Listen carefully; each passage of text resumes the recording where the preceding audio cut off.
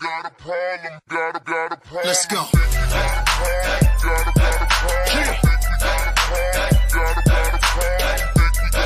Get up. It's that club, baby.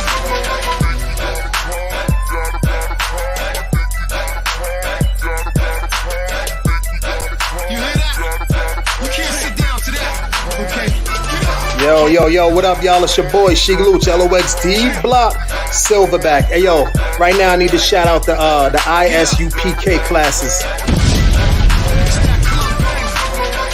I want to give a huge, big, humongous shout out to all the UPK schools. Shout out to Black Watch, hosted by General Johanna. Word, I need y'all to check out Cross the Line Radio as well, man. They've been open all week from 7 to 9. They ain't shut down because of the corona, the COVID and all that. They rockin' strong, you know what I mean? Think we got a problem, but really it ain't though. It's one of me and these bitches, I count about 3, 4. Think we got a problem, but homie just all talk. He ain't gon' pop a balloon with a pitchfork. Think we got a problem in the club with this dog. Rude boys, dogs, ladies, everybody.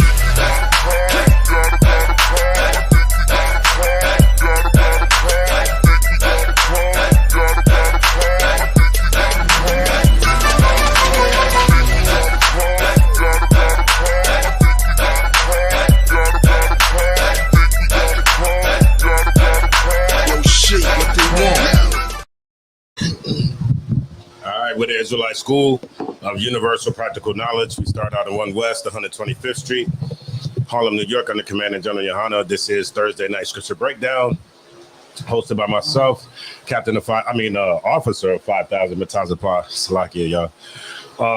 So what we do is we usually start off with any questions in the room. If anybody have any questions, I do have a few questions up here that I'm gonna get to. All right, but if anybody in the chat has any questions, go ahead, type them in. Got a question, other one. Okay, Most High Christ. And of course, if anybody have any statements you want to chime in, just raise your hand. All right, what you got? So, like I said, my question is in 1 Samuel in chapter 14, and verses 12. 1 Samuel 14. Yes.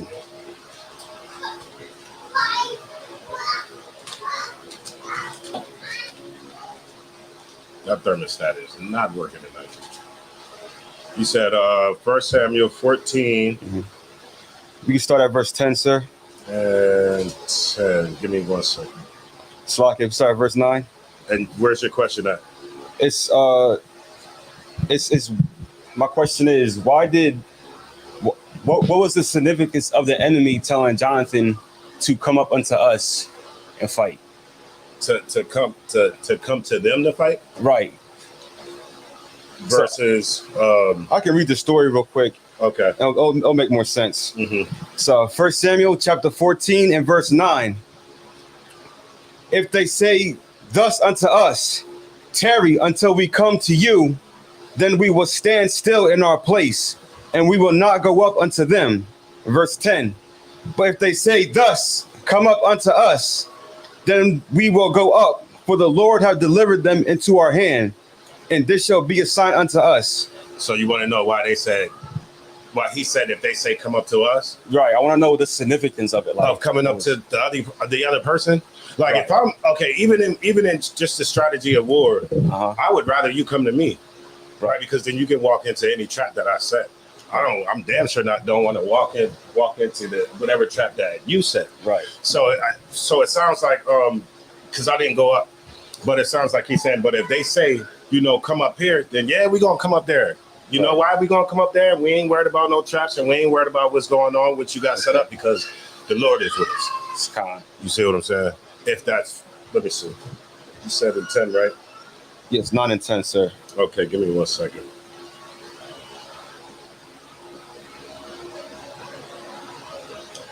Verse 8, it says, then Jonathan said, behold, we will pass over unto these men, like we're going to come over to them, and we will discover ourselves unto them, right? We're going to make ourselves known. If they say if they say thus unto us, like if they say this unto us, tarry till we come to you, like wait till we come to you, then we will stand still in our place and will not go up unto them.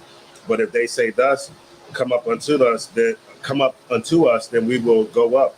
For the Lord has delivered them into our hand, and this shall be a sign unto us. So yeah, that's pretty much all he's saying. Look, if they want us to stay here and wait for them to come, whatever you want to do, pretty much. That's okay. Whatever you want to do. You want me to come up there, I'm coming up there. You want me to stay here, I'm gonna stay here. But I understand that the Lord is with me either way. Right. So can we use this scenario in real life? Like if somebody was to challenge me and they say, come up unto us, does that mean the Lord would give me victory as well? Well, if the Lord is with you, brother. Solid. Yeah. Let's just hope you serving the Lord and the Lord is with you, because the Lord may not be with you. Right. You see what I'm saying? Come on, sir. You can go out there and get your head cracked wide the hell open. Because the Lord ain't with you. Right. So it depends on what you got going on, like the spirit behind whatever situation you in, you know what I mean? Because you might be in a situation where you are wrong. Right. Right. And then you think the Lord is with you and the Lord ain't with you. Come on, sir. The water. No sweat, bro. All right. So y'all brothers, okay, when it comes to being an Israelite, right? What does that necessarily mean? What is an Israelite? Is a descendant of Jacob. Right. It's a descendant of, it's a bloodline. Bloodline? Yeah, right. No, you're right. You're absolutely correct. Okay. You're correct. I'm just feeding off of you. Solid. Right. So it's a bloodline. Right. We come from men. Right. We come from Abraham, Isaac, and Jacob. Those are our forefathers. Right. What we do in here, right? A lot of people think that what we do is a religion.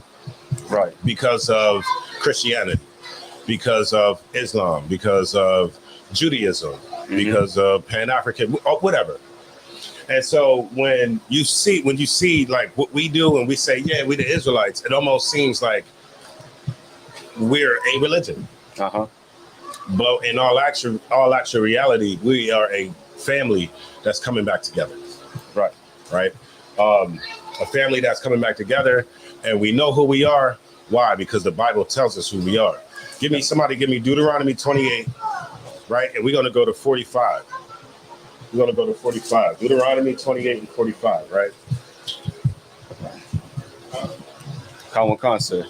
So, the sister just had a few questions, and we're just going to answer them.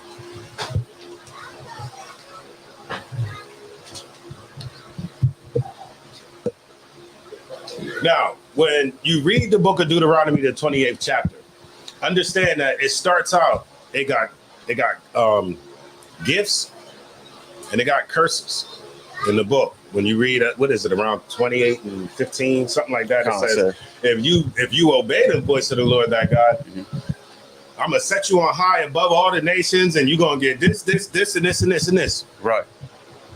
And you should be able to tell who we are because we on top. Right. You should be able to tell who we are because we running the earth. We got all the riches. We doing what we're the ones that's moving and shaking and ruling the earth. Right. You should be able to tell who we are because that's the signs that you see on us. But unfortunately, that's not the signs that you see on us. The signs that you see on us is the curses. That's right. The Lord said, but if you don't obey the my voice, then all these curses are going to be on you. And that's what we're about to read right here. Deuteronomy 28 and 45. Come on, sir. It's the book of Deuteronomy, chapter 28 and verse 45. Moreover, all these curses. Right. All the curses that's in this book. Right. All the curses where it says that, your kids is going to be taken from you. That, y'all brothers ain't going to have no brotherhood. You're going to worship wood and stone. All of this stuff, all this horrible stuff is going to happen to you. Moreover, all these curses that's listed in this book, read on, shall come upon thee and shall pursue thee and overtake thee. What does that mean? You can't run from it. Can't run from it. Right? The curses is going to come upon you. Right?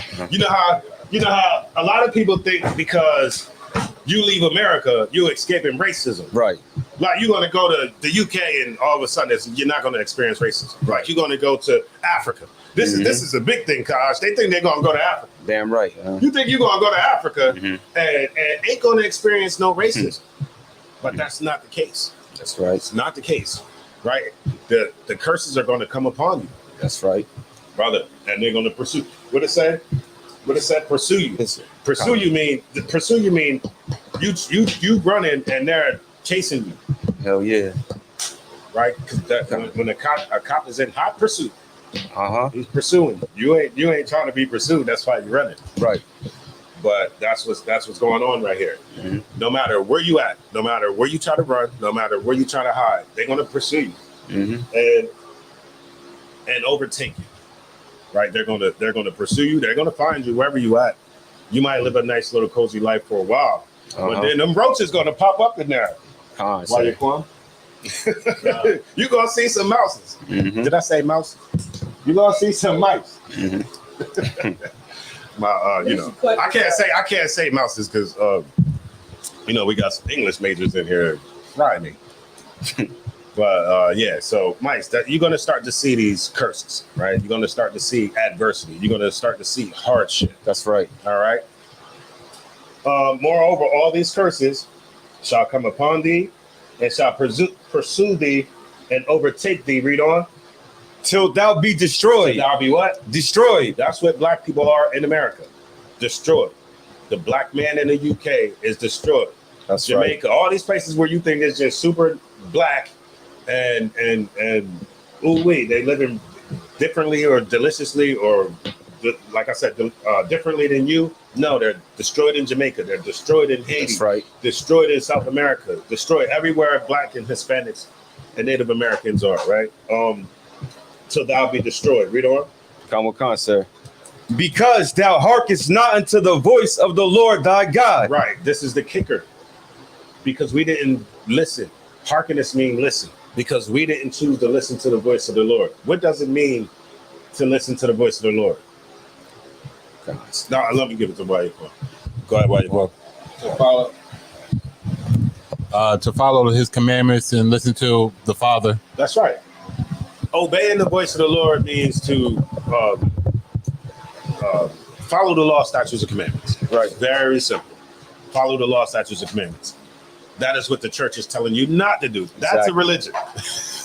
Right. Anytime they're telling you to literally go against the book. Right. Everything the book is telling you to do, they're saying, no, do not do that. That's right. Christ is saying, yeah, be perfect. They're saying, no, you can't be perfect. Well, wait a minute. How can you call yourself a Christian and listen to the brother if you're doing the opposite of what if you don't even believe him? You don't believe him enough to even try. Exactly. You see what I'm saying? Right. Like what type of come on. Come on. So because thou hearkenest not, because we choose not to listen to the voice of the Lord. Thy God, read on. To keep his commandments and his statutes, which he commanded thee. Right, and we agreed to it. Like when we was in the wilderness, and what was it, Mount? Where's we at? Mount Sinai. Mount Sinai. Right. We got there. Moses came down with the tablets and everything. Remember, we made that agreement. That's right. We didn't have to make that agreement, but we said, yeah, this is something that we can agree to. Right, we're going to make we're going to enter into this agreement, right? And we made this agreement to say we're going to listen to you, and we're going to obey your voice. We're going to do everything you tell us to do, and in return, we're going to be set on high above all nations. That's right. We're going to rule this planet. You understand? Under you and Christ, we're going to rule the planet. Right.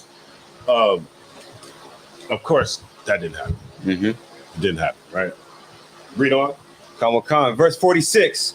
And they shall be upon thee for a sign and for a wonder. And when it says, and they shall be upon thee, what is the they? It's the curses. Right. That's the curses. And the curses or they shall be upon you for a sign and for a wonder. And we always break it down like this. When you see them when you see that golden M in the sky, you know, your kids already know that it's fry time. Daddy, can I get some fries? I want some fries. Can I get some chicken nuggets? Because they already know that's McDonald's when they see that when they see that sign up there. That's right. Serve 50-something billion people, except them 2 kids. Remember, remember that was the meme that was going on, except them little kids. And that was a hoax. Y'all know what I'm talking about, right? Right. They said the dude didn't want to bring no McDonald's for that little kid. But anyway, when you going down the street and you see that Edomite, right? You see the little Caucasian girl with freckles and red hair, and pulling up the Wendy's. So we already know this stuff, right? What is the other one for Arby's? It's like a hat. It's like a sandwich hat or something, right? I don't know. It's something weird. It's like a hat or something. The cowboy hat. You know, you pulling up the Arby's, man. But point being that it said that the curses is going to follow you. They're going to overtake you. They're going to pursue you, overtake you, and they're going to be on you for a sign and for a wonder. So when you see these black people and they dealing with what they dealing with, the last hire, the first fire, rats, roaches, you know, all the stuff, the school to prison pipeline, Right. all that kind of stuff they pushing on us, man. I ain't got to name it all. We know what we suffer, what we go through every day. Exactly. When you see these people, when you see people suffering like that, understand that that's these people. That's right. Now, that's not to say that other nations don't suffer, that other nations don't go through things, but we as a whole, That's right. no matter where we at, suffer the same thing, right? Exactly. And read on. And upon thy seed forever. Now look, it says upon thy seed forever. So no matter when you did and you gone, guess what? Your son is being shot down dead in the street still by the police. That's right. And he's gonna he can't raise no kids, but you're gonna have some other kids, they're gonna raise some kids and they're gonna be shot down dead. And everybody gonna keep going through this continuous cycle. Exactly. And nobody can figure out how to fix it, Exactly. how to get us out this cycle. We in the dryer. It's like tumbling, or whirlwind, and we can't figure out how to get out of it. Come on, sir. You got it.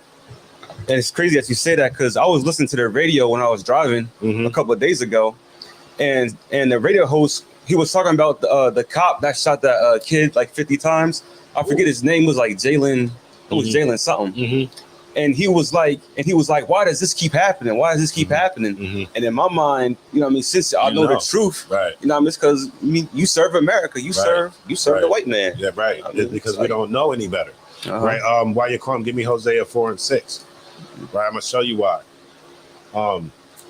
But it's going to be upon thy seed. So if we don't make the conscious effort, right, to change our lives, to look in the mirror and change our goddamn lives, right, then it's going to continue to happen. Exactly. Then now you're setting your seed up. You're setting your son up. And when you go home and you look at your son and you look at your daughter, understand that you're setting them up for the same failure. Exactly. The same fate. Right? And we have to change it. So is it that hard for me to change my life so that my kid can live? Damn. You don't love your kid that much. Change your life a little bit just so he can live. Exactly. So you do it. Just live a little bit. That's it. That's all they want to do is live. Right? That's not hard. It's not hard. Let me tell you something. I remember when I first came into the truth, right? I was at that time I was in the gym, real heavy. You know, I was eating every 2 hours. I was eating a lot of tuna. You know, I was eating a lot of tuna, stuff like that. And I'm like, oh, wait, how the hell am I going to substitute this tuna? And I'm like, you know, I had that Christian mindset. Yeah. Like, how am I going to give this up? This many years of eating pork chops. How am I going to give up a good pork chop? How am I going to give up this tuna? How am I going to give up certain things? And then you just, once you make the conscious effort, you got to at least make the conscious effort. Exactly. And you'll find out that it's really not hard. Right. It's really not hard. I substituted the tuna for salmon, and guess what I realized? That salmon is a way better fish. So it is. It tastes better. Get more protein, everything out of it. Lamb chops, 10 times better than a pork chop. Right. Could whatever be. Beef bacon, better than pork bacon. Like all of that stuff stinks to me now. Anyway, you know. And then I just don't even see how I was eating. I don't see how I was eating that pork the way I was eating it, man. You know what I mean? That's like a slave thing. It so is. It's just something that we, you know, it's just like for so long we just tell ourselves, I'm eating that pork. You know. It's crazy. I remember meeting this dude. He was staunch Christian. staunch. And he was like, Jesus, no. He was like, what did he say? Oh man, I can't remember. He said, Jesus, no. He said, Jesus know my heart, something about, but I tell him I'm gonna eat my bacon though. Mm-hmm. I was like, you horrible, man. Piece of dirt. But anyway, it's gonna be upon that seed forever, right? Now, we don't understand that we can actually fix ourselves by just doing these simple things, making a simple change in our life, right? Hosea 4:6. Mm-hmm. Book of Hosea, chapter 4, verse 6. My people are destroyed for lack of knowledge. My people are destroyed for what? A lack of knowledge. Look, we go into the church every Sunday to get knowledge. That's why else would you sit there and have somebody talk to you for 3 hours or 4 hours? Right. You're trying to know you're trying to learn something, right? You're trying to get whatever you in there. You're trying to learn something. But we see that black people are still destroyed. We see that we go to these churches to learn, and we see them on every corner, but it's not working. We see these mosques. They're not working. They're not able. The mosque is not able to make a Muslim stop selling drugs to black people. It's not. The mosque is not able to make black people love black people. Like it's not able to make black people take that love away from Arabs. When I'm in the hood, you know what I mean? When I go into the store, I see brothers give them Arabs all the love in the world. They really think it's a lot of power behind that, coming in there and saying assalamu alaikum. And it's not. All that dude knows is that he's just somebody that supports me. You see what I'm saying? He's somebody that's not going to rise up against me. He's never going to rise up against me. I'm gonna continue to siphon this money out of this neighborhood. I'm gonna continue to sell him blunts, whatever the hell I want to sell him, and he's not going to be a threat. I want to say, like, I was at a casino, right? And it was this black woman and this Arab, and they got into an argument. Mm-hmm. And the Arab man was like, that's why my people are about to come over here and take all the money. Mm-hmm. Because, you know, I mean, I forget what happened, but right. I guess Trump got all his people down there or something. Yeah. I mean, it's so spiritual. It's spiritual, man. It's spiritual, and we just, and I think over the years we just got away from like critical thinking. That's it. You know what I mean? We just don't really think critically because of Monday Night Football, church. I don't know. Y'all know the things that are, you know, like American pastime things that, you know, people, you come home, most of the time you work 40 hours a week. You ain't got time to think when you come home. You come home, you pop that cable TV on, and you know, you start to cook dinner and get the kids right. You tired. You go to sleep for the next day. You ain't got time to really think critically. But that's something that we have to do. We have to take that. You got to make that time. You got to make that time to reflect and say, wait the hell 1 minute. What's going on here? I had to do it. Right. You know what I mean? And when I was doing it, right, I'm going to tell you what happened, right? I had did my little time up in Rikers. Came out up in New York. I made a conscious effort to start going to college. So you know what? I think I can do it. Let me stop cleaning up the college and go to it. So I went into college full time. And one of my classes was political science. One of them was history and something else. I had two more other classes, but okay, the history books started in the 1500s. They started with the Enlightenment period. Y'all know that. Y'all know what I'm talking about, right? It'd be like the Enlightenment period. They say it was the Dark Ages. Nothing intellectual was going on. Everybody's supposed to be pretty much living like savages or whatever. But then all of a sudden there's this rebirth of wealth and knowledge, and you know, everybody's just so enlightened. And then you go from, what is it? Y'all get me right. It's like Enlightenment period to like Renaissance or something. Yeah. Not really like a history Renaissance something like that, right? But really, like as I know now that when they was talking about the Dark Ages, it was nothing intellectual or anything going on where white people was at. You see what I'm saying? Because we was ruling Europe at that time. I know now, like we have the books now where I can see where white people was ruling Europe, where we have the family crest in Russia, we have the family crest cresting all these different places. You see what I'm saying? So it really wasn't like a dark age as far as knowledge for black people. It wasn't, right? And then so that kind of stuff made me wonder. So like so I started wondering what happened before 1500? Well, what happened in the year 1400? What about 1200? What about 1000? And then that's when I started realizing. That's when I started. So I went through my phase of trying to find who I was. I was into Pan-Africanism. I read the Quran. I did all of that. I'm trying to figure it all out. You know what I mean? And it came around somehow to the truth. And so I was watching some brothers online, you know what I mean? And then at first I was like, wait 1 minute. I've never heard this before. Exactly. And I was like, it sounds crazy. Tell me some more. Do tell, young man. Do tell. Tell me some more. And as I'm listening and I'm hearing it and I'm sound, mind, and body, I'm like, this is it right here. Right. This is it. You ain't gotta look. I ain't never heard nothing like this before. It's like if I could. It's like you in that house and you smell good food. And you're like, where's that coming from? Mm-hmm. You want to know where it's coming from. Where that's coming from. Right there. That's coming from the truth right there. And so once I came into the truth, so what I would do is when I came in here, I would like I would got me a Bible. Everything that he would say, I would check. Okay, that's official. So I'm waiting to see like I'm waiting to hear somebody lie to me. It's not the case. You know what I mean? This right here isn't religion. This right here is brotherhood. You understand? Remember, the Bible, remember what Paul said. What is the royal law?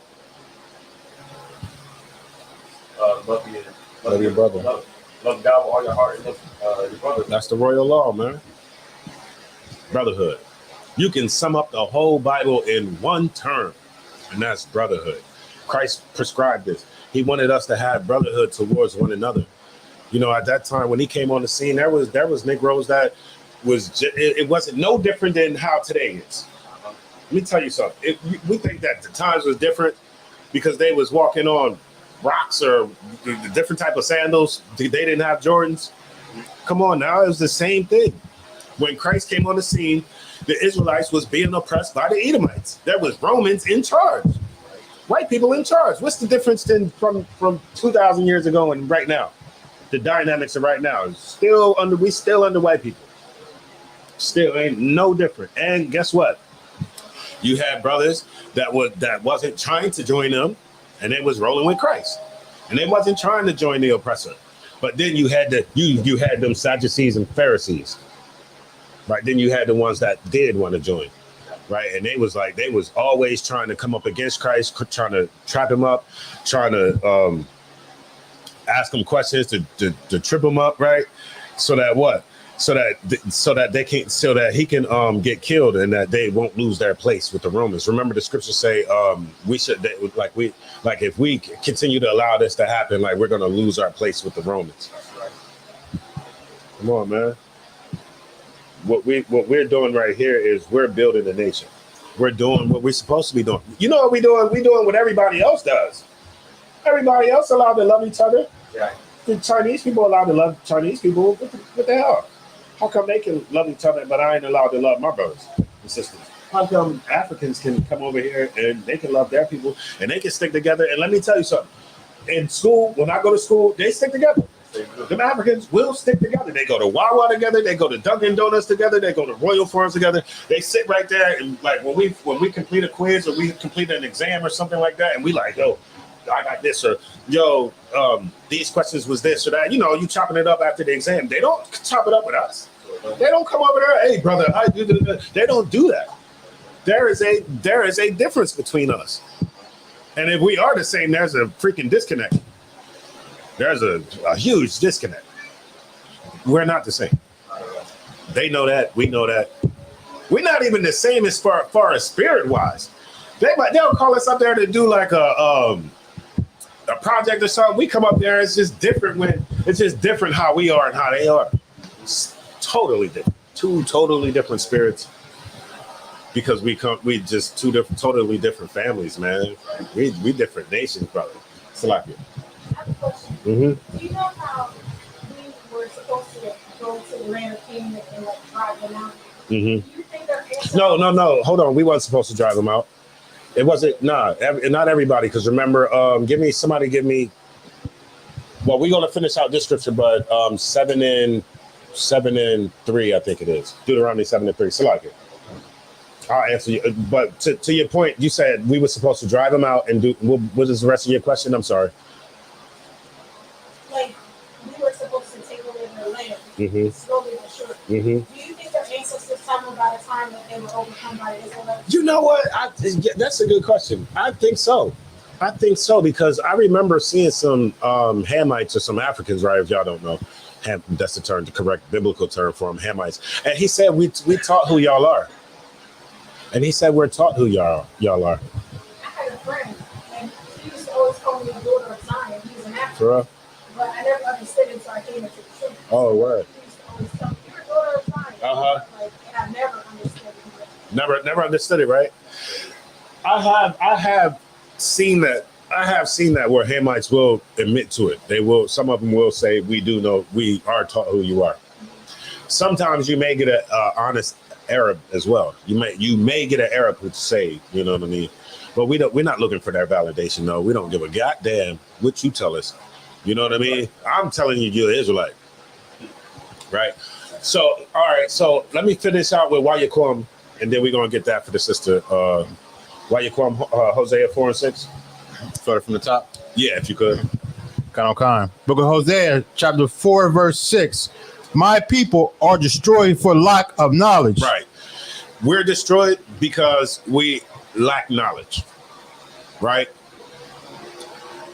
Continuously every year, we go out and vote, and then our feelings get hurt. Well, every 4 years, our feelings get hurt. Why? Because we lack knowledge that nobody's telling us that American politics ain't got nothing to do with us. American politics, the left side, the right side, the blue, the red, the Democrat, the Republican, and they had in green or whatever they had, I don't know, whatever. We don't even have knowledge that they don't have nothing to do with us. We actually believe that we're making a difference by going out and pushing and voting. We actually think we're making a difference. And time and time, and you know what? That's when black people go out and vote, it's actually a sign of what is that? When like something is messed up, but you continue to do it. We'll just go with that, right? Because we seen, right, and it was displayed for the world to see. We seen black people. What's going on? Hebrew black people went out and voted for Hillary Clinton because black people just couldn't stand to see Donald Trump. We had to get Hillary Clinton because she's going to be different than him. She's going to be less racist. I think the word you put for the lesser of two evils. Right? We're gonna vote for her because she's the lesser of two evils, right? And so black people went out in droves to vote for Hillary Clinton, and black people succeeded at that. Everybody succeeded in what they wanted to do. She got the popular vote, but guess what? Then you seen that your vote don't matter because the electoral college came in and said, no, we want Donald Trump. And the Lord gave you Donald Trump. Hold on 1 second, brother. Sir, I realize that our vote doesn't count. Don't tell me you want to know if you like, but we can vote on the local level. No. Oh, okay. So why did Hillary have hot sauce in her bag? Right. What's the purpose of soliciting our vote if it really doesn't matter? It actually makes us feel like we involved. You know what I mean? Like, We do that to make us feel like we feel included. You know what I mean? It's like pandering because black people do start to feel included. Then you'll start to see all these celebrities start to say like they'll come up with a new hashtag or something. Right? It's weird. It's almost like they part of playing out this illusion. It's weird. It's weird. I don't know why she would even have hot sauce. And matter of fact, who was it? What's the one we got now? Biden. Remember, he went into the restaurant and said, what are you eating, Biden? He said, I think we got some biscuits. What's that right there? Chicken, some greens. Crazy. So, do you feel like it's perfect? Yeah. Do you feel like some Edomites Yeah. don't know that our vote don't count? Or do you feel like they feel like I mean, of course, everybody. Okay. All right. You say so. So some Edomites, do they know that our vote don't count? like the people who the powers that be, do you think that they believe that our votes don't count and they're just trying to get the illusion of inclusion, or Well, it's always an illusion of inclusion because they know where they stand and they always trying to make us feel like we have this equal standing, but we don't. So they're still all a part of that whole illusion of inclusion. Yeah, but I mean, I would say the people at the top. Do everybody know that we Israelites? I don't think everybody knows. I don't know now though. It's like worldwide now. Everybody's starting to really. It's coming out on everywhere. That's the Lord though. That's the Lord. We say open up them internet and airwaves, man. That's the Lord. Because like, let me tell you something. 20 years ago, you wasn't hearing about that. You know what I mean? And now it's just like everybody's got these fringes on. You're starting to see people, even if they hoodies, you know, even if they got dreads and fringes on the bottom of their t-shirt and all that kind of stuff. Still, the fact that, you know, black people understand that we the Israelites. And that's what I love, and that's what I like to see. Can I? I would say even if the powers that be wiped out, the system of white supremacy knows enough to keep us in the dark. So what if everybody knows that? White supremacy is already a system that's put in place that can. Y'all remember Willie Lynch? And he said, if you employ these things that I'm going to teach you today, that it's a system that you're going to put in place that's going to run itself for the next 400 years, 500 years. And so as you read it, they'll try to tell you that that's not a real document. It's not real. It's not real. Everything that exposes them and helps us is not real. Something we just made the hell up. Come on, man. That was in your arrogancy. In their arrogancy, they gave that speech. And they gave that speech and they didn't expect that speech to come out 400 years later, but it did. Right? And it put us in the mindset of a beast. It put us in the mindset of an animal. Right? Hosea 4:6, can you finish that? Come on, sir. Because thou have rejected knowledge. From the top, real quick. Come on. Hosea, book of Hosea, chapter 4, verse 6. My people are destroyed for lack of knowledge. Because thou hast rejected knowledge. Right, we are destroyed for a lack of knowledge, but there's a caveat. We what did it say? We reject the knowledge, like because we reject it. A lot of times we are like the Bible is not wrong when it calls us a stiff-necked people. It's just the Bible is just not calling us names and being horrible towards us. It's trying to hurt our feelings. We are a stiff-necked people, man. Negro don't want to hear nothing. Man, look, let me. Come on, man. A lot of times we just reject the knowledge, and you see it every week when you go into the church. They reject everything that the Bible is telling you to do. And then, so if we go into the church, right? And we believe this dude and we trust in this dude. He's from the neighborhood. We know his parents, we know his grandma, we know his grandpa. We know he went off to theologian school. We seen him go to school. He came back with these certificates and diplomas and degrees and all that kind of stuff. And we trust this dude. We going in there and we trying to get the kingdom of heaven. We trying to learn about God. We want to serve God. And this Negro in there teaching us the talking points of white people. We're destroyed for a lack of knowledge, whether voluntary or involuntary. Meaning, whether we just don't know, or because we're just rejecting it, because we rejected the knowledge. Right? That's why we're destroyed, and that's what we seek to stop. Right? We have to break that cycle.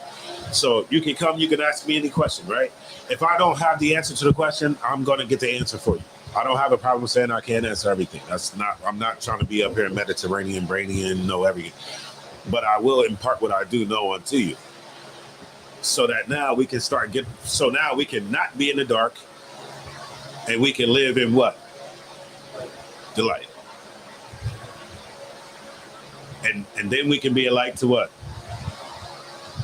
Everybody else. My brother. Right? We can be a light to everybody else. Now we can now you can go back to where you at, Camden, right? You can go back to Camden. You can go back to where you at. This brother can go back to where he's at, and he can be a light. He can be a beacon, right? A light to lead the other brothers that's over there in darkness, don't know no damn better. He can lead them, to the light. He can lead them to the truth. All right, drop that. Deuteronomy 7:3 for the sister. Remember, we was talking about going into the land of Canaan. Remember, the Lord had left a lot of those people there. You got it. Come, sir. This is Deuteronomy chapter 7, verse 3. Hold on, let me get that real quick because I need to see. I should have. Yes. Go up and 1. Salakia, you said verse 1? Yes, please. Khan, Deuteronomy 7:1. When the Lord thy God shall bring thee into the land, whither thou goest to possess it, and hast cast out many nations before thee. Right. So it says when Yahweh thy power or the Lord thy God shall bring thee into the land whither thou goest to possess it. Read on. The Hittites and the Girgashites and the Amorites and the Canaanites and the Perizzites and the Hivites and the Jebusites, 7 nations greater and mightier than thou. And when the Lord thy God shall deliver them before thee, thou shalt smite them and utterly destroy them. Thou shalt make no covenant with them, nor show mercy unto them. Right, so that's all self-explanatory, telling you when you go there, destroy these people, don't make no covenants with them, do what you got to do. I'm sorry. Like, that just blew my mind. Because had the Gadites listened to this, had hearkened to this, they wouldn't have agreed to teach the Edomites when they came over here, right? To how to, navigate that. Not navigate. We do too. They do, but remember, we do too because it said the scripture said, "Why teach the wicked one not?" What it say? We teach the wicked one our ways. No, but I'm talking about like Thanksgiving. Had they not had the natives not make treaties or make covenants with them, and I made an agreement with them, then like whatever Thanksgiving was about would never happen. Yeah, I get that. I get that. Yeah, if they would have just stayed away from it, if they would have understood who the enemy was, and whenever he come around, you chopping his head off and putting it up on the stick. Right. So when they come, they see the sticks up underground with the heads up there. Stay away from here, or this was going to happen to you next. But nah, because we are compassionate people, right? Because we are loving people, right? Come on, bring your beads. What they was bringing them cheap trinkets, and getting all the furs and all the good stuff, and giving them smallpox and all types of other stuff, man. This is who we dealing with. This is the people that we dealing with. This, this is the people that we fighting hard to, make good. These people ain't gonna never be like, you just don't wake up after 2,000 years of being a piece of garbage and just wake up and be, not a piece of garbage, man. You know what I mean?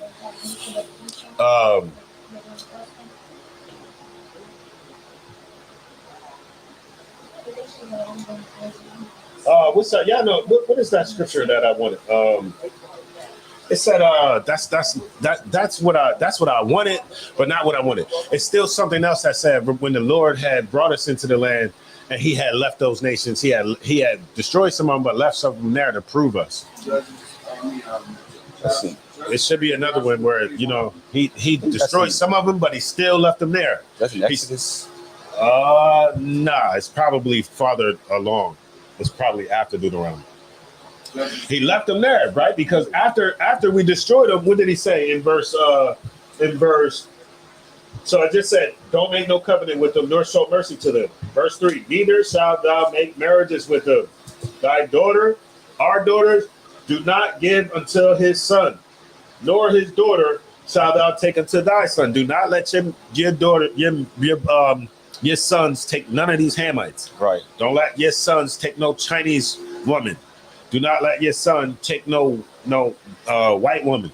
If you let your son take a white woman in 2022, and Christmas time, he's gonna be on Facebook, Twitter, and Instagram with the sweater on, with the reindeers, yeah, the ugly sweater, and the reindeer's nose. It's gonna be a light on the t-shirt. That's I'm telling you, and that's why the Lord said, don't do that, because she's gonna turn your heart away from me. That's right. And now you're gonna start celebrating Christmas. Who's at the forefront of Christmas? Huh? Pagan holiday. Who's at the forefront? Santa Claus. That's another God. That's another God that Abraham, Isaac, and Jacob did not know no damn Santa Claus. So now this woman is turning your heart away from your God. And now you're worshiping her God. You don't know nothing about Santa Claus.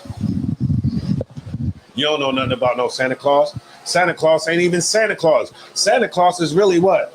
Somebody blow my mind. What are you really celebrating on December the 25th? Nimrod. You got it. Nimrod. We don't even know what's going on. All we want to do is, we know April come, we want to just go find some Easter eggs. What's the truth behind Easter? Do bunnies lay eggs? No. But them eggs is a sign of fertility. What God is that? Estar. Easter, Estar. Get it? We don't even know what the hell going on here. All we know is shiny eggs. We get the day off. Have fun. You know what I mean? But in all actuality, we putting our kids in danger every time you take your kids to them damn churches to let them roam around by themselves to find the golden eggs. You know what I mean? They trying to find the golden egg because the golden egg got money. Your kids, they just all in good fun. But when they been that corner, the pastor there with his Easter eggs. He wants your kid to find his Easter eggs. That's what's going on. I got the precept, sir. You come on. Judges chapter 3, verse 1 through 6. Book of Judges, Slack. Everyone got it. Give you a little time to get there.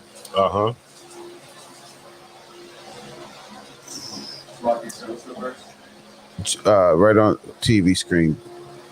Judges 3, 1 through 6. The book of Judges, chapter 3, verse 1. Now these are the nations which the Lord left to prove Israel by them, even as many of Israel as had not known all the wars of Canaan. Only that the generations of the children of Israel might know, to teach them war, at the least such as before knew nothing thereof. Namely, 5 lords of the Philistines, and all the Canaanites, and the Sidonians, and the Hivites that dwelt in Mount Lebanon, from Mount Baal Hermon unto the entering in of Hamath. And they were to prove Israel by them. And they were to prove Israel by them. Why you calling? What does that mean to prove Israel? You talk. What does that mean to prove Israel? Hold on, sis.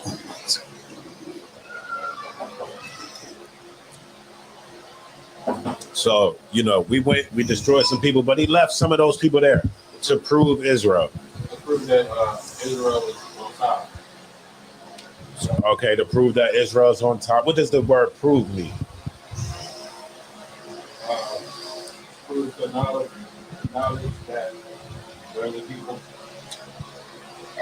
All right, give me a little bit more. Okay, so we went, right? We went to this place. We went to Canaan. There's people already there.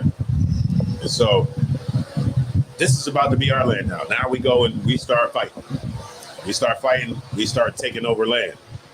Right? Remember, we under a covenant to follow the law, statutes, and commandments. Okay. Right? So now we go there. We fight these people. The Lord leaves some of them. The Lord says, look, don't take none of their daughters. And don't, no interracial marriages. Right? Don't take none of their daughters to your son. Do not give your daughter to their sons. And he left some of those people there after he gave us that order. Then it says, we destroyed some people, but he left some there to prove us. I know I just walked him right down there. So I get y'all. I'll give it to you, brother. Test. I know you got it. Test. That's all it is. It's a test. He left us there. He left them there to test us, to see if you're going to do what he said you're going to do. And guess what? We fail it. You can see it now. Right. We love the other nations. Brother will get $2 in his pocket and go get a white woman. Right? $2. Hey, you ain't even made it yet. You only got $2. It's going to be going tomorrow. As soon as you get $2, you go get a white woman. Right? Because we don't see value in each other. Somewhere along the way, somebody made us believe that there's no value in the black woman. When that's where all our strength, you know what I'm saying? Like, our strength lies in us being together, not us being split and separated apart. But if you look at how things were, they figured it out. They didn't want us to integrate with them. Did they want us to integrate with them? No. That's why they fought us. That's why they fought against it. That's why they sick the dogs on you. That's why they sat in those stores and didn't want you to eat in there or do none of that. And they was there to punch you in your face when you was trying to send your kids up into their schools and all that kind of stuff. They didn't want you to be with them. And life actually was good for us at that time. What was wrong with the black household? Was the man out of the household? He wasn't out of the household. Was the woman twerking? Ain't nothing wrong with twerking, but was she twerking in the open?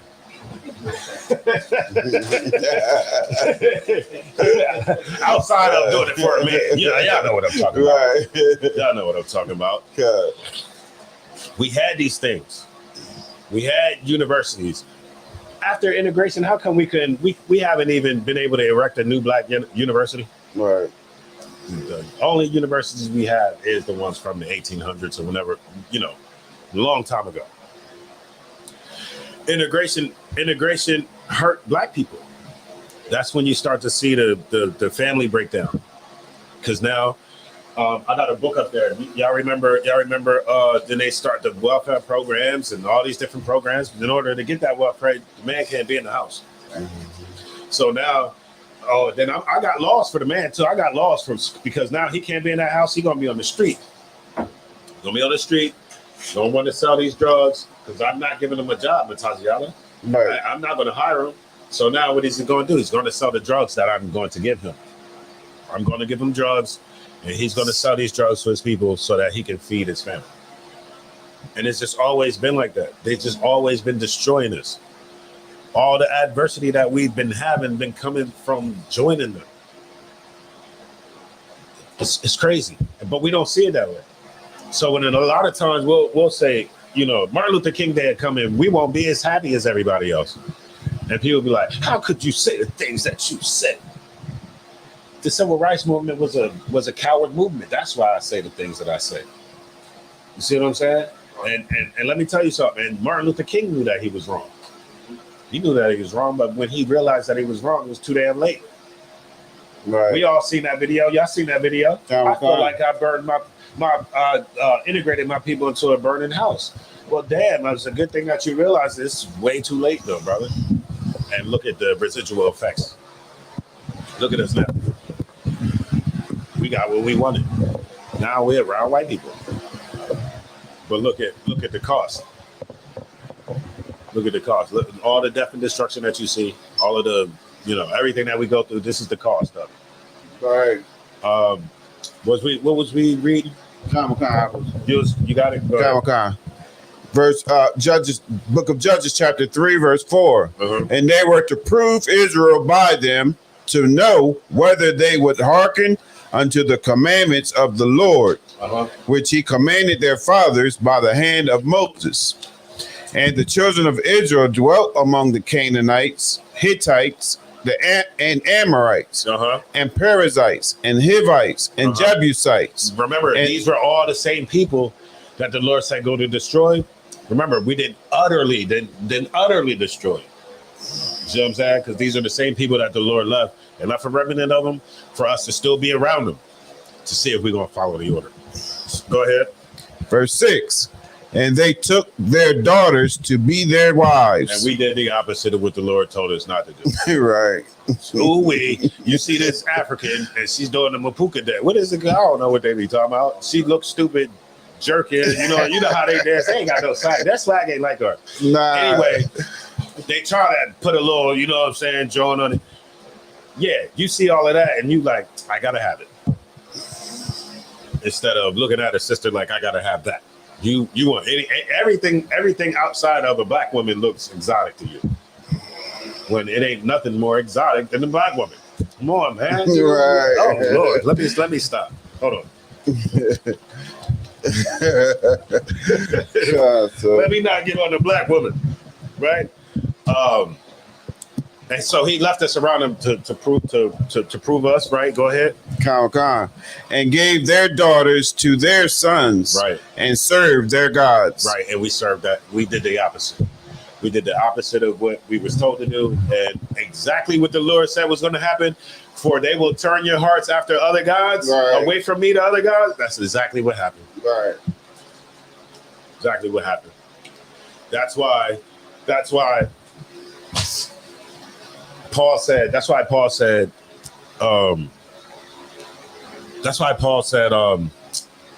the things that was written aforetime was written for your learning. Right. So we see where our aunts and uncles, we see where our forefathers, our people went wrong. We see where they went wrong, and we see where they did things right in history. And so we can take that, we can gravitate to that, and we can say, yes, that's okay to do. But the things that they did wrong, we know not to do. And that's why I love the Bible, because the Bible don't hide it. It don't hide it. It don't try to sugarcoat it and, try to make it seem like these people were just so great. No, we got a lot of shortcomings in this, right? It's all right there. But it's right there. It's exposed for everybody to see. So that it's like, it's nothing to be hid. You see where a brother went wrong. Nick, don't do that. This brother, he found favor with the Lord by doing this. Do that. You know what I mean? That's it. That's it, right? So homosexuality. Y'all got give me some scriptures on homosexuality. How does the Lord feel about homosexuality? It's an abomination, right? Give me a scripture to prove it.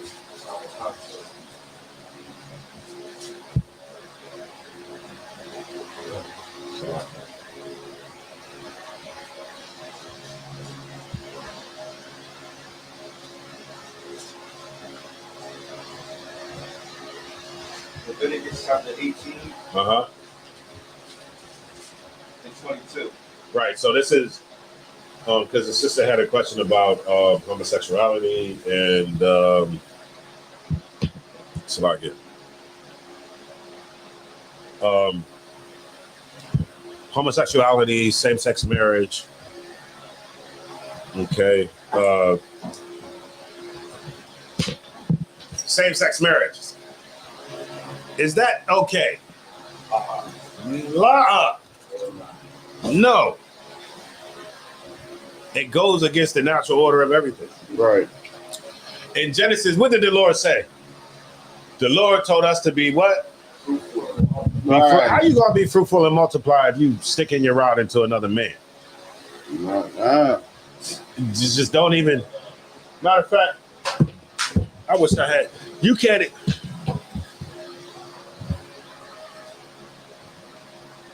This plug right here is a male plug. This is the male end of the plug. Why? Because it's like this. Two male plugs can't go together. Right. If I put another one of these together, it will not work. Right. Why? Because it's just even that, even the plug knows that two males together won't work. Right. The Lord said for us to be fruitful and multiply. If we can't say that we are pro-black and support homosexuality. Again, let me say that again.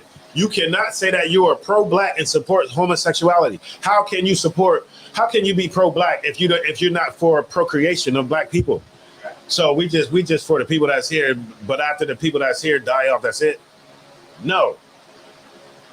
You cannot support homosexuality and love black people. No. You're for the destruction of black people. Because what's going to happen? He's going to get monkeypox.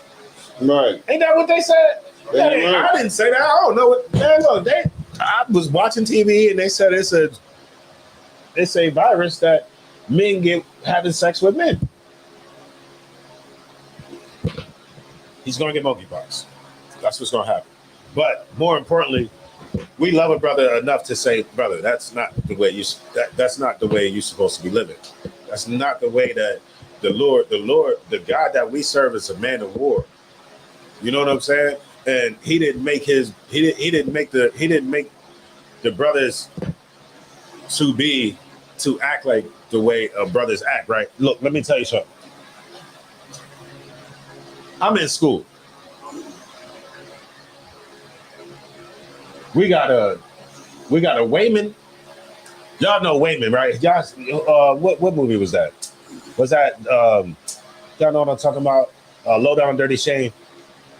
Oh, I'm showing my age up in here. Oh Lord, y'all know a Low Down Dirty Shame when Jada Pinkett was up in there. I remember her.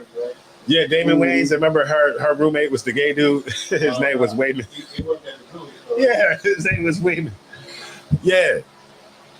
So we got a Wayman in there, right? So he's openly Wayman. But then there was this other person that it was hard to kind of tell. I'm like, it was hard to tell because it's a guy, but the guy has full breasts, full ass, full hair, full all that. You know what I mean? But I'm sitting there like, you can't get rid of that, Batatiala. Right.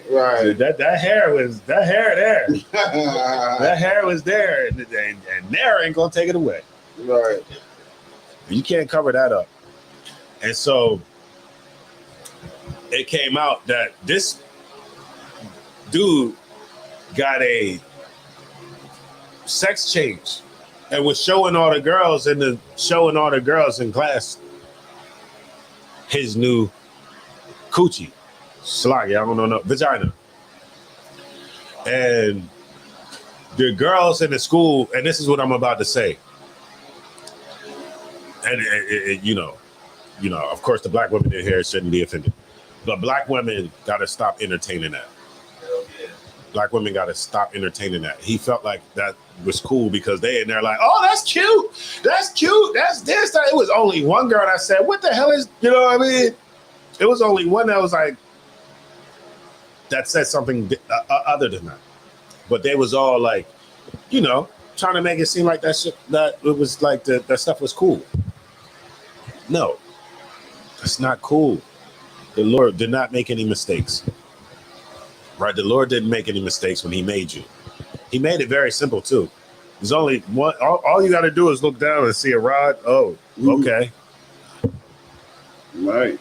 Oh, I don't see one. I know what the time it is. It's very simple. But then now I heard something where they got like all these genders. Like the dude said it's like 50 something genders or 100 or how? You don't get to make up your own pronoun. You don't get to say I'm this or I'm that. Because if anybody else says that, if anybody says I'm a monkey, you know what's going to happen, right? He's going to be on a psych ward. If you say, I'm a chicken, bark, bark, bark, bark, bark, bark, bark, bark, bark, bark, bark, bark, chicken. You go into the crazy house. I'm a girl. put on high heels and all that, and nobody think that's crazy. You get an award for it. Nobody think that that's horrible. That's crazy. It's a mental illness. But my point is, the women in the class, remember, I go to a predominantly, it's only like a few white people in there. Most of the teachers is white. Students is black. And those women were, my nose getting stopped up sluggy. Those women were actually, egging it on. Straight egging it on. I'm sitting there like, me, I would have just shut it all down and just say everything I got to say, but I just do my work. It ain't my place to say,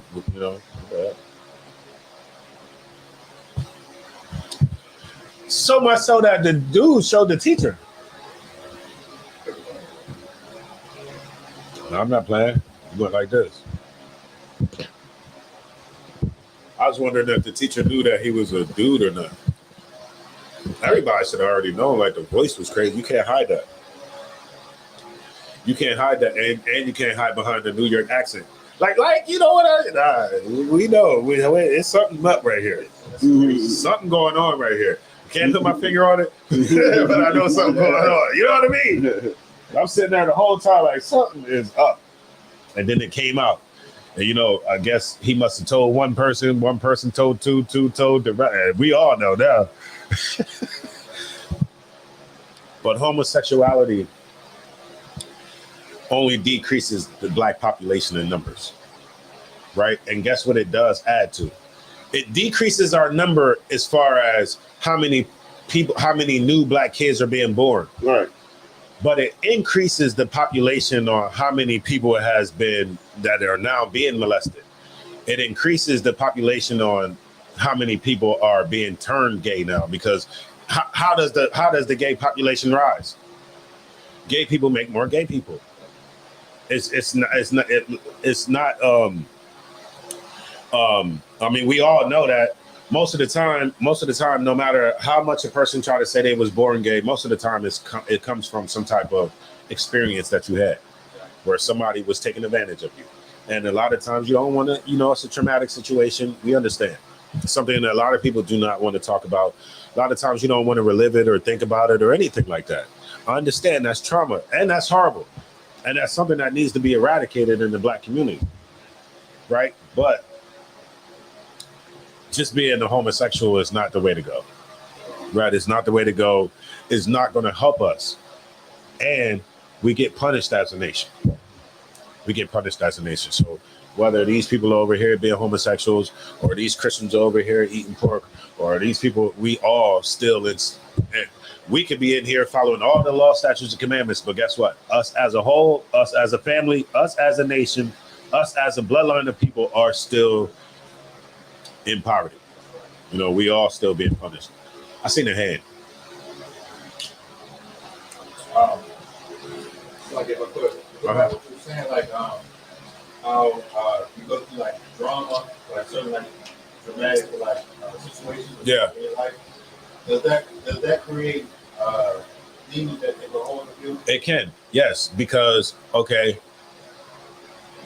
you go through I'll put it to you this way. You ever see somebody that their father might beat up on the mom, and even though this kid know that that's wrong, he grows up and that kind of becomes him.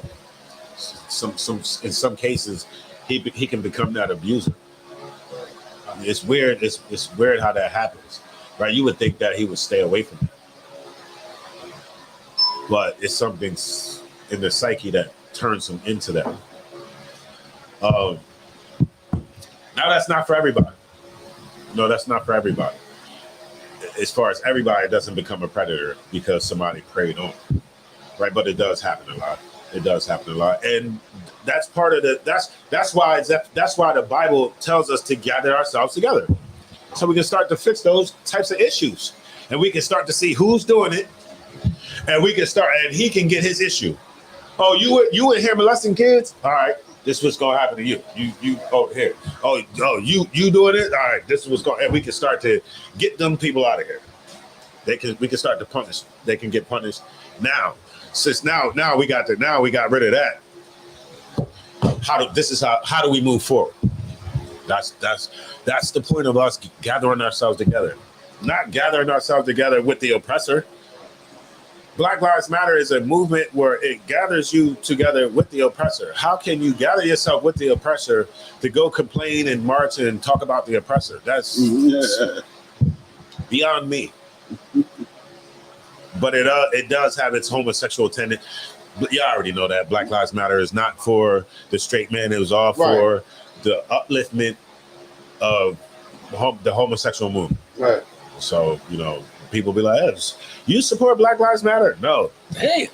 They be like, you hardcore. Yes. I do not support that. No, I don't.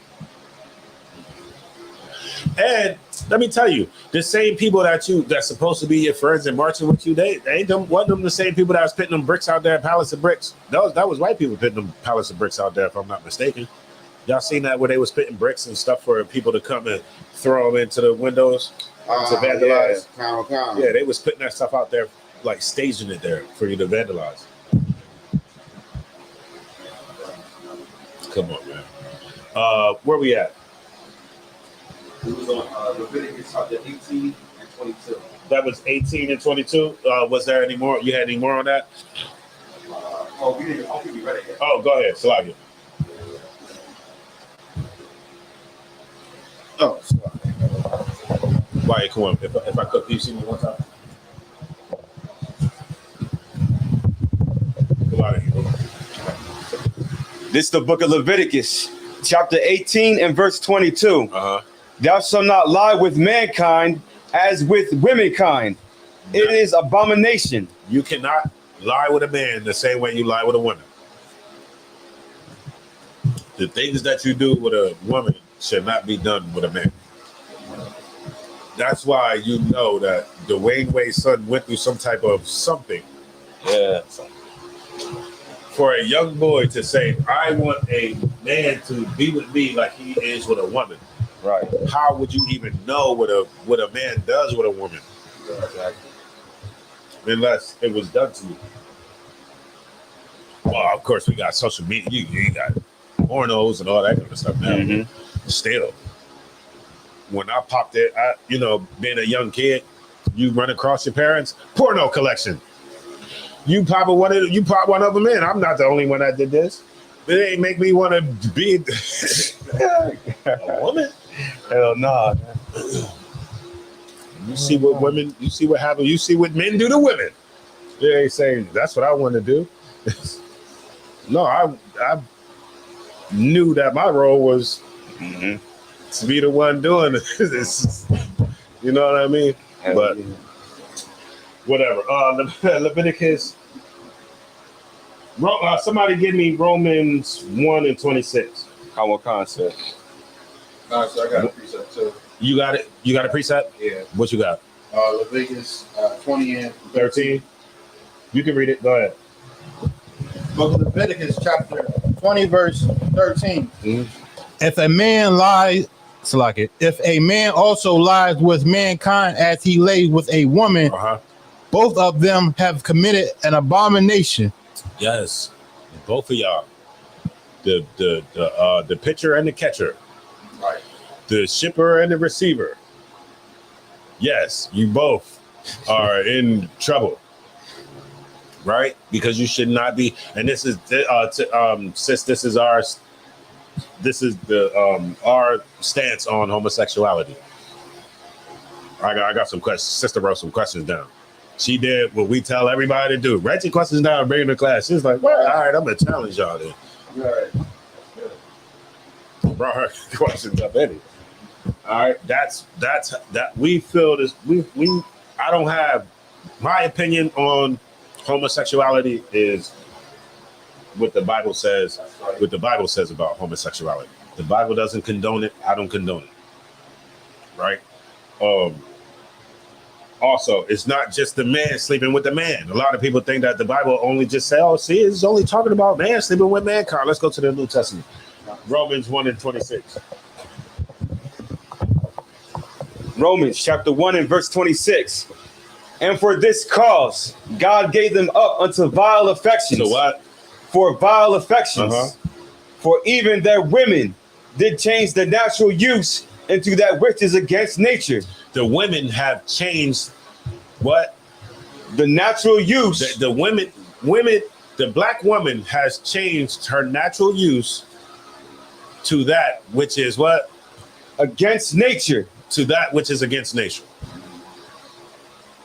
With all of that, you know, a lot of times we'll see it's almost natural, right? Even in like the high schools, like with the younger girls, I'm starting to see the younger girls are comfortable with being all over each other and stuff like that. Right. I was at the park. I'm sitting there like, oh wait, golly! I'm at the park and the little girls had to be 14. They all over each other. I'm sitting there like, God damn, the times have changed. It's just wide open now. Right, but and it's not being checked at all because we believe that you can't say nothing. If you don't accept your daughter sleeping with another woman, then you're a bad father and you're not supportive. Exactly. And you don't get Father of the Year award. If you don't let your son come in there with Kool-Aid on his damn lips, and you know, high heel pumps. I said Kool-Aid because you know that's how they do it in jail. They got a little put some Kool-Aid on his lip. Yeah. Oh, he come in there with Kool-Aid on his lip. That's crazy. And high heels. And you don't say nothing and you don't check it. Why? Because society made you believe that if you don't support him, if you don't let him come in your house and go to sleep and you don't say nothing to him, and you say something to him, then you don't love him. You're a bad father because you're unsupportive. It's his life, and he should be able to do what the hell he wants to. This is America. This is America. You can do whatever you want in America, right? Who are you? And that's what we've been made to believe. And so that right there, that doctrine is stronger than you and your morals. Exactly. Like, you know this is wrong. You know your son coming in here switching and all that is wrong. But you don't say anything because of being afraid of what society is going to say. It says the woman has left the natural use of the woman. And what is the natural use of the woman? Just the natural use. To make babies, deliver babies. To have babies. Right? To be with a man and to have babies. Right? That's what we do. We get together and we procreate. Right? That's how it's supposed to happen. Right? You go ahead while you're going. You know how, like, if I could, you know how, like, destructive that is and have a trickle effect on everything of just getting the black man out the house? Yeah. Say that one more time. Like getting the black man out the house is such a trickle effect. Yeah. Once you do that, everything else falls in place. Everything it falls in place for them. Yeah, because what does the scripture say about how you can take somebody's household? How do you take a man's household? You got to bind the man first. Small goods. You bind him. If I get you out the house, your house belongs to me now. While you're going, because I'm gonna get her to depend on me and not you. She's gonna depend on me. You know how I'm gonna get her to depend on me? I'm gonna lock you up. 10-20 to life, so you only get 2-3 strikes, right? And I'm gonna give her Section 8. I'm gonna give her welfare. I'm gonna give her money. I'm gonna give her everything. And when you get out of jail, you can't be around. And so now she depends on me. And so then now, after this happens for 10, 20 years, 30 years, now the woman is so used to you not being in there. Right.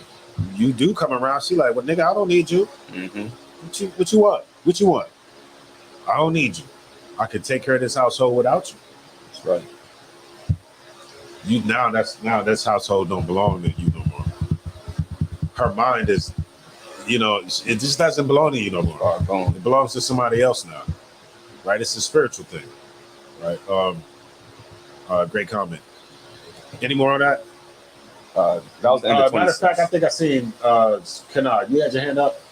Oh, okay, go ahead. That was the end of 26. All right, that was the end. All right, give me Ezekiel 23:1. We thought that they wasn't doing this back in the day. The Bible has everything, on everything.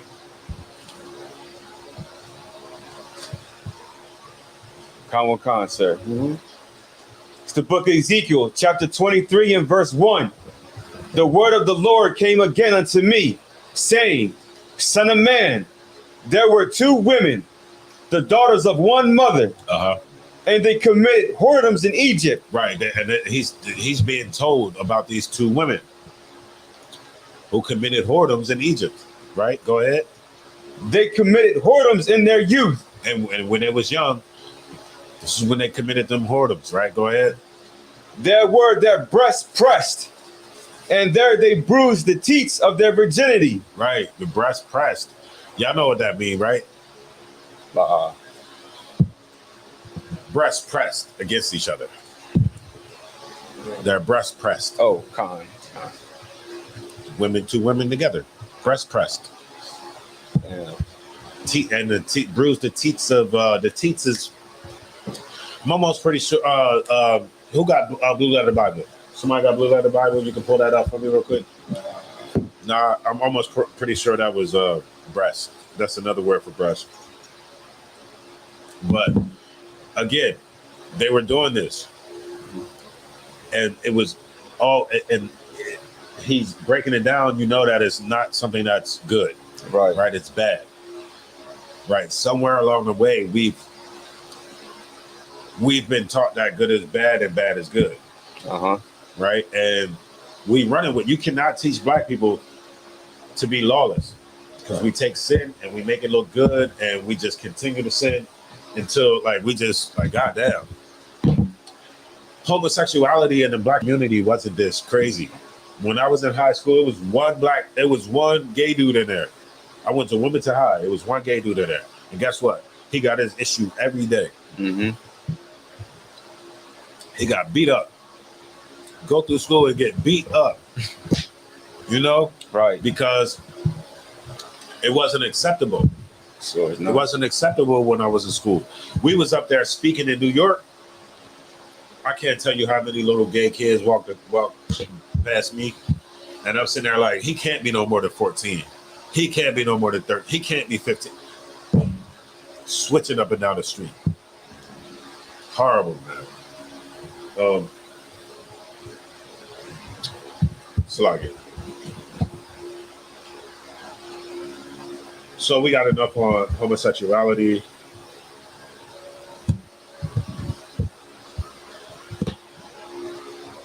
All right, so if you don't mind, sis, I'm gonna ask you a question, right? What do you believe in? That's a good question. I'm not very spiritually inclined, to be honest, or religious, but I am interested in how people see the world. That's just how I can say it. That's all I can say. But so how do you view the world? I know you're interested in how people view the world, people's outtake on the world and stuff like that. And I know you like the type of person, and you like to take it in, you want to analyze and everything. Okay, so based off of the information that you get from other people, other cultures, from religions, the different people that you interview or talk to. All I can say is that personally, no one is either right or wrong. The only thing that we can do is just find out as much information as we can and make up our own decisions about what we believe. And that's how I see it. In terms of people and humanity, we're very horrible to each other for no absolute reason. You know what I mean? Other than greed and, I don't know if you want to say sin. So that's really are you saying, okay, we're horrible? Are you saying black people towards each other, or just like the overarching goal? We all want power. We all want to fulfill our underlying goals. We're always trying to find a way to be underhanded to each other. Okay, let me ask you a question. How come we have, everybody does want power. Yeah. Everybody does want power. Everybody does want to rule. Let me ask you a question. Why do you think that we haven't been in that position to rule? Look at the black man as strong as I'm talking about. Duncan back. Hey, I'm 41. Still get up there. Gosh, I'll still take my son to the hole. But with all that strength I have, with all that strength that you have, and we still haven't got our chance to rule and everything. Like, why do you think that is? I can't say why. I'm not a historian, but the only thing I can say is just constant being taken down. You know, like when we were just minding our business, here comes like this whole angry mob of like white people and just swooping up. And that happened like with a lot of people who immigrated here or who were enslaved and taken. So it's just like you're literally just constantly terrorized by these people. Everyone can go online and be like, everyone be like memes, be like, oh, these colonizers are taking our right. Like we should never let them come over here or something. So that's one thing. That's how I see it. But I don't know. I'm a plain and simple person. I'm just whatever, you know. Yeah. It sounds like give me y'all in Genesis where it says Jacob and Esau, he said, the days of my father are at hand, thence will I slay my brother Jacob. That's what I'm looking for. I'm not sure if it's in Genesis, it's in 20 something. But anyway, okay. Without the Bible, I couldn't explain none of that stuff neither. It was hard for me to like, okay, I understand like the dynamics of what I see, but I wanted to know why everything was like that. And this is the place where I can get the why. Like, why are we on the bottom? Why can't we rule? Why this? Why is all of this kind of stuff happening? And you can't get those answers in books. No, I found the answer in the book. I found the answer. I do have the answer, but I haven't been able to find it in none of these. All of these vast books on, I've been reading, and it gives me good history. It tells me certain things that, people try to erase from history, but it never tells me why I'm going through all of this history. Right. And this kind of explains it. And so I can explain to you why we have this issue with white people. Right. We have an issue with white people that is a spiritual, it's an ancient. That's right. Ancient issue. It's an ancient problem. Mm-hmm. Somebody found it? Con. Y'all, man, look, that's what I'm talking about, man. Whoever got it. Con, sir. It's the book of Genesis, chapter 27 and verse 41. Hold on, let me get that real quick. Genesis 27 and 41. And let me tell you something. This book got to be powerful. Right. The people that's in this book. Do you know when does time start? When does the year one start? I would say when Yahweh made the heavens and the earth. When he died, right? Ain't it when Christ died? Right. It's like after death. BC, yeah, before BC. Christ. That's how heavy this is. It wasn't just no random person when time actually starts with our people. That's tough. A nigga. Right. And like I said, when Christ was on the scene, we had an issue with the very same people that we have an issue with now. Exactly. You don't get that anywhere else in no other book. Nowhere. How much the Romans was oppressing the Israelites, other than here. Now, once I read it in here, then I was able to go and say, read like Babylon and Timbuktu and find out what happened, like once we left there and all that kind of stuff. But to find out what actually was happening in Rome at that time, the climate of Rome, of the relationship between black and white people, you get it from right here. That's right. and it goes not just from Rome, but it goes all the way back past Rome, 1,000 years, 2,000 years before Rome. That's right. With Jacob and Esau. And if you could, you said 27 and 41, sir. Ain't that something? I got some pages missing out of my Bible, right? And I know I had them folded somewhere. Just go up a couple, and then read down. Khan, sir. This is Genesis 26 and 39. And Isaac, his father, answered and said unto him, Behold, thy dwelling shall be the fatness of the earth. Right. So right here, right, you see, Isaac had just blessed Jacob. He gave Jacob everything. He gave Jacob everything good you could possibly give a son. And so now Esau comes screaming, crying. I don't know if he was crying yet, but Esau comes like, surely you got a blessing for me. You got to have something left for me. And this is what he's getting. He's getting blessed to be under the dew of heaven, like everywhere. Like there is no place where white people are not at. That's true. There is no continent that they have not conquered. They have gone every. I'm gonna tell you, they white people explore so much. They went out there to that one island where the people, they say they never seen no white people they don't get visitors. And Esau tried to go out there and go talk to them, and they killed Esau. One of them islands, you know what I'm talking about. I can't remember the name. Sentinel Island. What is it called? Sentinel Island. Sentinel Islands? Yeah. And yeah. Esau tried to think he gonna swim up there and go talk to somebody. Nah, they like spears. Nah, you ain't gonna bring in homosexuality here. I know, right? Yeah, you're not bringing homosexuality here to the Sentinel Islands. You're not bringing white Jesus to the Sentinel Islands. We're gonna kill you first. That's right. Right? But so he's getting this blessing to be everywhere under the dew of heaven, everywhere under the read that part again one more time. Khan. Behold, thy dwelling shall be the fatness of the earth, and of the dew of heaven from above. Right, he's gonna get the fatness of the earth. He's getting everything good that the earth got to get. Right, and he's gonna be under everywhere. He's gonna be everywhere, getting everything. Right, he goes everywhere, and what they say, plunge. Is that the term that I'm looking for? Plunge everything when you steal and take. Plunder. Plunder. Come and plunder everything.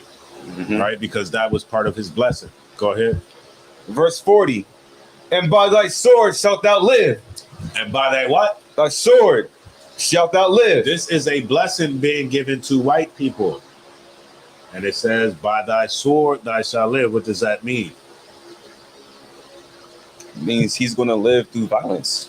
He live through violence. How does he live? Through violence. We have enough characteristics in this book from when Esau first came on the scene to now to know that this is white people. Right. Even when he came out, he was born red, hairy all over like a garment. And why did they even? He's the only person that they mentioned as far as color. Right. Why did they mention? Came out different. He came out different than everybody else. Everybody else already had color. But this, what y'all having here? Hellboy, it's like hell. Hellboy coming. He's weird. Yeah. I was just watching that. Like Hellboy. He come out looking like that. That's weird. We need to mention this. He came out red and hairy like a garment, right? To show that he's different from everybody else. So now we see that everybody on earth has some type of color. That's right. Except this one person. This one person looks different than everybody on earth. Right? And we see what his blessing is. Go ahead. And shall serve thy brother. Right. And he's going to do what? Serve thy brother. He's going to do what? Serve thy brother. It said that Esau is going to serve his brother. Esau doesn't like this. He doesn't want to serve Jacob. He feels like Jacob's supposed to serve him. But in his blessing, he's supposed to serve us. Right. Right? Go ahead. And it shall come to pass, when thou shalt have the dominion, that thou shalt break his yoke from off thy neck. Right. So when you get dominion, There's going to be a time, right? He just said that you're going to serve your brother, but there's going to come a time when you're going to break that yoke off your neck, when you're going to have dominion and you're going to break that yoke off your neck. Right? Go ahead. Verse 41. And Esau hated Jacob. Meaning like we're going to be ruling, we're going to be above him, but at some point he's going to break that yoke, he's going to break that cycle, and he's going to be above us, right? He's not going to be below us. And guess what? What did it say? And Esau break his yoke from off thy neck. Right, go ahead. And Esau hated Jacob. And he did what? Hated Jacob. White people do what? Hate Jacob. They hate black people. That's what we descend from. Abraham, Isaac, and Jacob. Esau hates Jacob. Read on. Because of the blessing wherewith his father blessed him. Because of the blessing that we got and the blessing that he did not get. Right? He failed to realize that it was him that was weak. When he came in and he was hungry, he ate the bread pottage. Right. He traded his birthright. He did all that stuff. It wasn't us. We just capitalized on it. He was the one that sold it for a tiny morsel of meat, right? Because he was hungry, as if you're not going to be hungry later. Right. Right. You can eat now and still be hungry 30 minutes later. Right. Go ahead. And Esau said in his heart. What did he say in his heart? The days of mourning for my father are at hand. The days of mourning for my father are at hand, meaning he's about to die. We are about to mourn my father because soon he's going to die. Go ahead. Then will I slay my brother Jacob. Then will I do what? Slay my brother Jacob. Now, throughout the whole Bible, do you ever read of Esau killing Jacob? Con. Oh, it's like just straight up Esau. No, that Esau killing Jacob. Oh, la. But his descendants Con. is still have that spirit. That's right. You see what I'm saying? His descendants still, it's a spiritual thing. We know he's the enemy. He knows we're the enemy. That's right. But he's killing us. We don't understand why. Because of so many doctrines. So many doctrines out there. Black people, we put in a whirlwind. We put in a washing machine. We don't know what to believe. Right. Right. It's hard to kind of say like, I know what you said is the truth. Because the last person you talked to said they had the truth. That's right. The person before that said they had the truth, and the person before that said they had the truth. But one thing that I had to realize is everybody does not have the truth. That's right. I know when I talk to you, it just not makes sense. Exactly. Anytime you're trying to include the people that is murdering you or killing you or destroying you, that don't make sense. Not at all. Anytime you're trying to say, okay, well, you could do this and you could do that, I can't be a part of that. Because that's not giving us, how is that helping us? How is that helping us as a people become better? How is that helping us as a people, come closer to each other? How? No, it's not. There's only one way there's only one doctrine that tells us that we great. Exactly. Right. Only one. It's only one doctrine that tells the black man that you are great and you are above everybody and I love you. You don't hear that nowhere else. Nowhere. Where you hear that at? Have the Arab God ever said that he loved black people? No. Somebody give me 2 Ezra 5:25.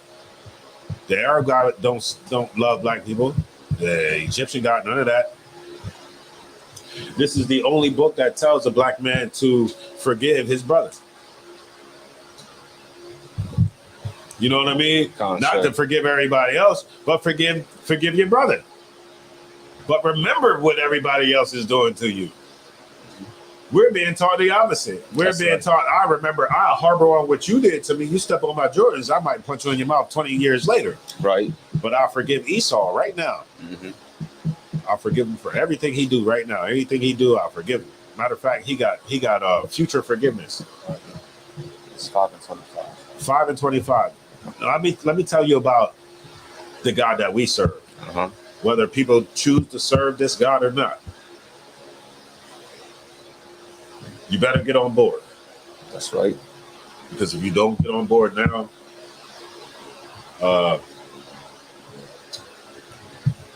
things is just going to be rough for you, right? Things are going to be rough. If you out there with no protection, things are going to be rough. Go ahead. Khan, sir. This is second Ezra. Let me show you about the black God that we serve. The only God that ever said that I love you. Right, go ahead. This is second Ezra, chapter 5 and verse 25. Right, the God that everybody in the universe claim to love some type of God or whatever. Right, but there's only one true God. Go ahead. And of all the depths of the sea, thou hast filled thee one river. Right, the Lord has one specific river. Like there's plenty of bodies of river, but there's one special to the Lord. Go ahead. And of all builded cities, thou hast hallowed Zion unto thyself. Cities everywhere. But of course, Zion or Jerusalem is his favorite city, right? We're our city. Right? Understand that Jerusalem belongs to us. Go ahead. And of all the fowls that are created, thou hast named thee one dove. We go through this all the time. Y'all know there's plenty of birds. Fowl is a bird. Mm-hmm. You know, you got chickens, you got buzzards, you got, I don't know, parakeets, all types of birds. But the Lord's favorite is a dove. Go ahead. And of all the cattle that are made, thou hast provided thee one sheep. Right, you got horses, ox, cows, I don't know, cattle. Mm-hmm. But the Lord's favorite is a sheep. Go ahead. Verse 27. And among all the multitudes of peoples, you got white people, you got Arabs, you got Africans, you got Chinese, you got, I don't know, y'all name them. It's multitudes of people out here. Right. Multitudes of bloodlines, multitudes of nations. But of all the multitudes of people, go ahead. Thou hast gotten thee one people. Thou hast gotten thee what? One people. That's what fixes black people. Understanding that God does love just you. That's right. It shows you how special you really are. Imagine if our kids grew up and knew how special they are. Exactly. Then we wouldn't have that, like y'all remember that interview that they was had with them little kids where they had the white doll, the black doll, which doll is stupid? Right. Black doll. Which doll is cute? White doll. Which doll is smart? White doll. That's horrible. That's right. And I seen somewhere where they was about to revisit that test. Mark my words that you're probably gonna see another video come out about that test again. Imagine if those kids wasn't picking up that they was stupid from TV, but that they was great and that they had royalty running through their veins. Imagine that. Right. We wouldn't have the problems. Our kids go to school to learn about other nations. Right. They don't learn about themselves. And when they do hear anything about themselves, they were migrant workers that came somewhere to pick some cotton and make a better living for themselves. Nah. Let's call a spade a spade. We just slaves. Right? Read on. Slack. And unto this people. Unto who? This people. This people, the one out of all the multitudes of people, there's this one people that the Lord loves, and unto this people, this one specific people, go ahead. Whom thou lovest. Whom thou what? Lovest. Whom thou what? Lovest. The Lord said he loved one group of people. Guess what? Take pride in knowing that's you. That's right. For 40 years, white people have told me that it was them. Exactly. They told me that it was that God loved them. And that we was Gentile. What they say? We Gentile saved by grace or whatever the hell they be teaching us in these damn churches. I don't know. I didn't have a lot of time in there. I didn't have a lot of time in the church. Maybe a year or two when I was younger. But one thing that they did teach me through movies is they taught me that God looked like them. Right, white Jesus and all that. You know, you learn a lot of stuff through movies and media and stuff like that.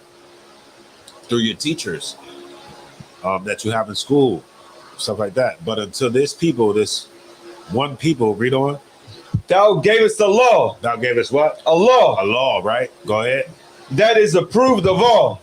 This law that everybody, a lot of the laws that you see in that govern America come from here. That's right. Come from here. A lot of laws that you see govern a lot of places come from here. The law is approved by all. That law was given to who? Us. Law was given to you. All right, we're going to end it on this scripture right here.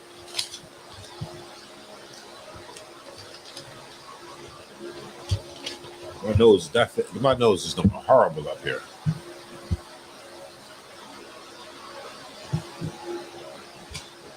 So like, there you go. Where's this?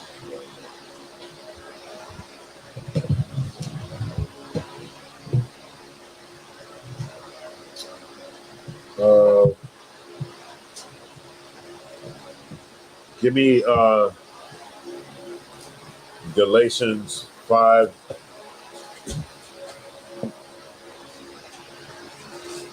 And 14, I think that's.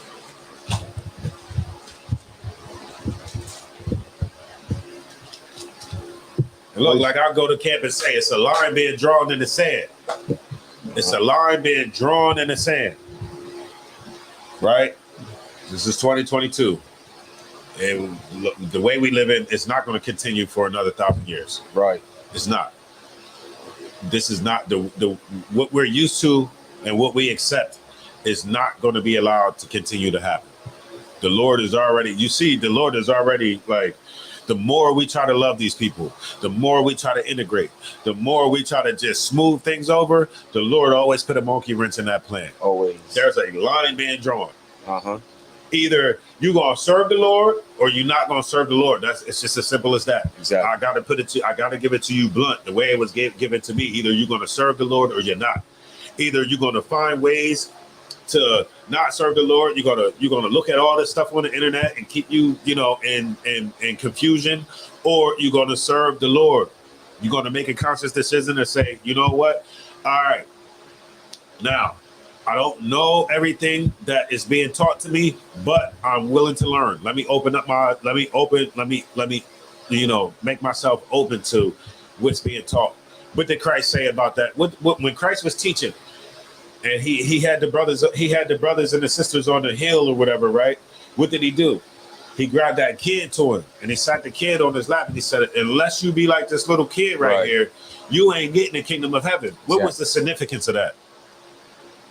Of him making that analogy, like, unless you be like this little kid, you won't be getting the kingdom of heaven. Because a child don't know nothing, and he only knows what's being taught to him. That's right. Because grown-ups, you can't tell some people nothing. Nothing at all, man. What they'll say, you can't teach an old dog new tricks. Yeah, you can. Mm-hmm. You teach them something. You can teach them how to get to heaven. Tell you that much. You can teach him how to save his damn life.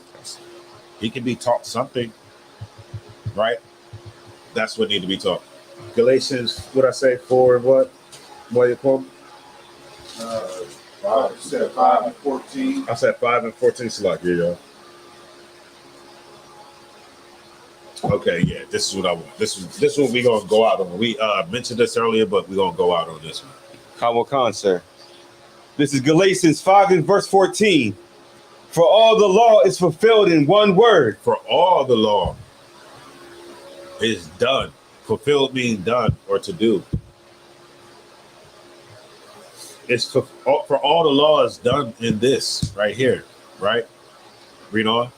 Even in this, thou shalt love thy neighbor as thyself. How is the law fulfilled in that? How is the law done in that? If I love my neighbor. First of all, is that talking about if a white man lives next to me and a Chinese man lives on next to me, is that telling me to love them? No. What is it telling me? It's telling us to love your nation, right? Other black people, other Israelites. Right. It's telling you to love it for all the law is fulfilled in one word. Even this, thou shalt love thy neighbor as thyself. It's telling you to love your brother. If the next black man is 1,500 miles away from me, that's my neighbor.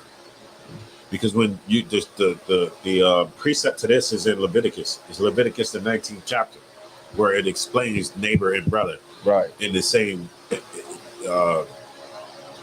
verse. So you know that word neighbor is brother, synonymous with brother. Right. Israelite, not anybody else. For all the law is fulfilled, is done in this one word, even in this, thou shalt love thy neighbor as thyself. That's what it's about. That's what we in here for. That's right. Right? For black people to start to come together, put down all the differences that we have, aside all the differences, and come together and start to try to work on something. Damn, we gotta start somewhere. That's right. Let's start somewhere. But let's do this thing without everybody else. Let's try it without Esau this time. Esau always got an agent somewhere in the damn mix. They always got somebody there in the mix. Always. Let's do it with nobody in the mix, just us. All right. And the law is fulfilled in it.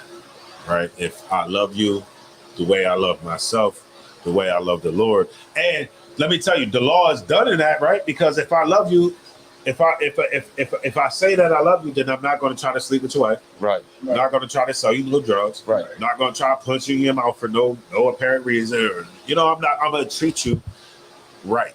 Damn right. I'm going to treat you like I love you, like we're supposed to. Right. We got to get back to that. We got to wait from that. With that being said, and sis, I'll take care of some of these the next class if you here. So, like, with that being said, I'll pass the class over to Precinct Officer Matazi Yala. Man, thank y'all for rocking with me through this. Man, I'm having a horrible. Man, somebody just. I think it's that fan back there, man. Like,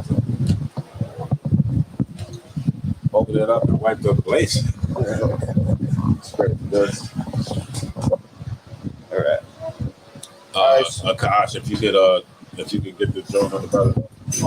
I think You can turn the. Oh, you already turned the camera. Somebody lift it up, son. ISUPK security announcements. Rules for new brothers and sisters. When a new brother or sister comes into the school, they are off limits for 6 months. They are to be saluted only. They are here to learn and shed themselves of the world. They need transportation. The teacher will arrange it.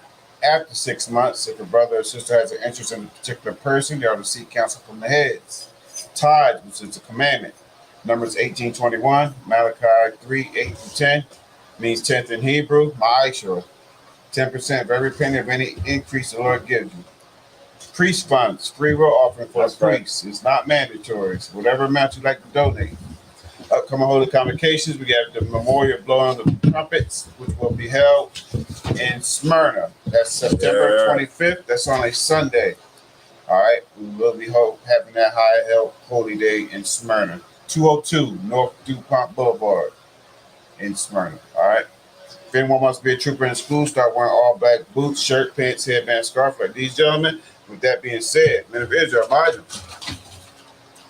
we're going to get courtesy salute. Elijah Shabbat. Elijah. Barak. Yahweh Hashem Yahshua Barakadam. Yahweh Sar, which means to turn to sisters. Sisters Elijah, which means to stand.